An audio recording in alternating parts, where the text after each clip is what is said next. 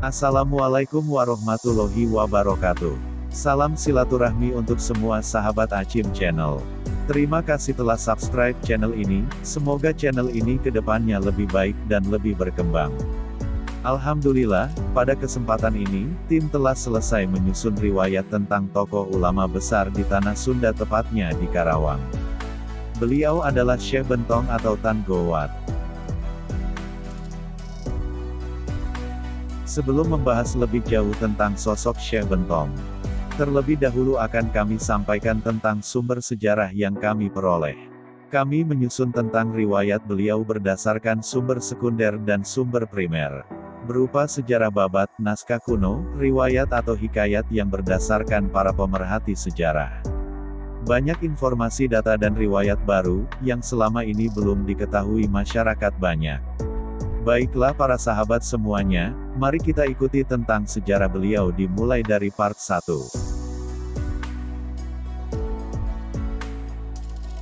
Syekh Bentong mempunyai nama lain yaitu Syekh Bentiong atau Tan Gowat.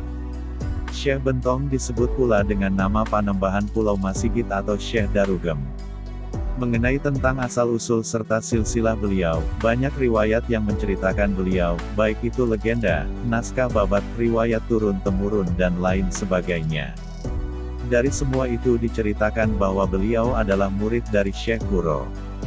Ada juga riwayat beliau adalah sahabat Syekh Kuro. Tetapi ada juga riwayat bahwa beliau adalah putra atau anak dari Syekh Kuro. Kami berkesimpulan bahwa semua riwayat tersebut di atas semuanya benar. Diceritakan murid Syekh Kuro, karena beliau meneruskan perjuangan dakwah setelah Syekh Kuro wafat. Diceritakan sahabat Syekh Kuro, karena beliau selalu menemani Syekh Kuro di setiap saat. Setelah Syekh Bentong syiar dakwah ke berbagai daerah di Nusantara, seperti di Malaka dan di Pulau Jawa bagian timur, di masa tuanya Syekh Bentong bersama Syekh Kuro fokus syiar dakwah di Karawang. Sehingga beliau diceritakan sebagai sahabat Syekh Kuro, dan diceritakan sebagai putra atau anak Syekh Kuro. Dikatakan putra atau anak Syekh Kuro, bisa diartikan anak didik, anak angkat, atau anak kandung. Mengenai hal ini, sebaiknya kita menghindari perdebatan yang panjang. Karena semua pemerhati sejarah pasti sudah melakukan kajian yang dalam.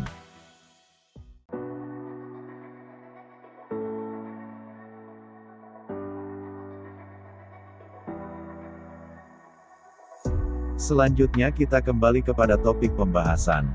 Pada sekitar abad 14, yaitu sekitar 1405 sampai 1433 Masehi, armada Angkatan Laut Tiongkok melakukan perjalanan keliling dunia. Pada masa itu Tiongkok diperintah oleh seorang kaisar, yang bernama Yongle atau Yongle. Beliau adalah kaisar pada dinasti Ming yang ketiga. Sang kaisar memerintahkan armada lautnya untuk melakukan perjalanan keliling dunia. Diriwayatkan kurang lebih 307 kapal dan 27.000 prajurit ikut dalam perjalanan ini. Dalam ekspedisi laut ini, armada laut Tiongkok dipimpin oleh Laksamana Panglima Cheng Ho.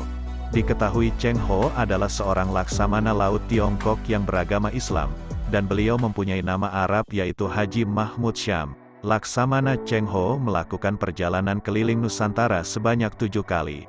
Di salah satu perjalanan laut Laksamana Cheng Ho ke Nusantara, ikut dalam perjalanan ini beberapa ulama, di antaranya Syekh Kuro dan Syekh Bentong.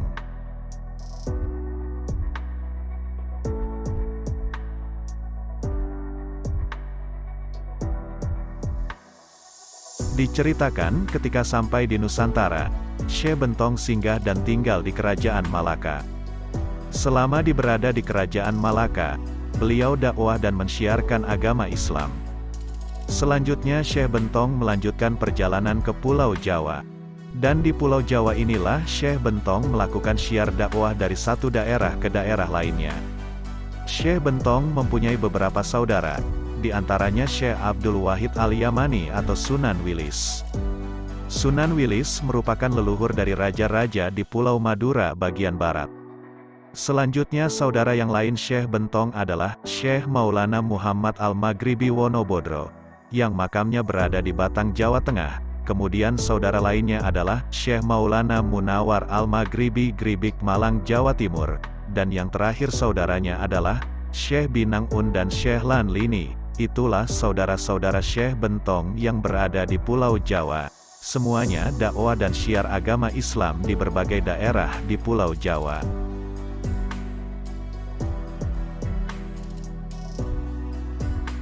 Selanjutnya kita akan membahas tentang perjalanan syiar dan dakwah Syekh Bentong. Pada bagian ini kita akan membahas semua istri dan keturunannya. Pada bagian part 2, akan dibahas semuanya. Mari kita ikuti di part 2-nya. Terima kasih telah menonton video ini. Dan kami sangat berterima kasih yang telah subscribe Acim Channel. Semoga channel ini ke depannya lebih baik dan lebih berkembang.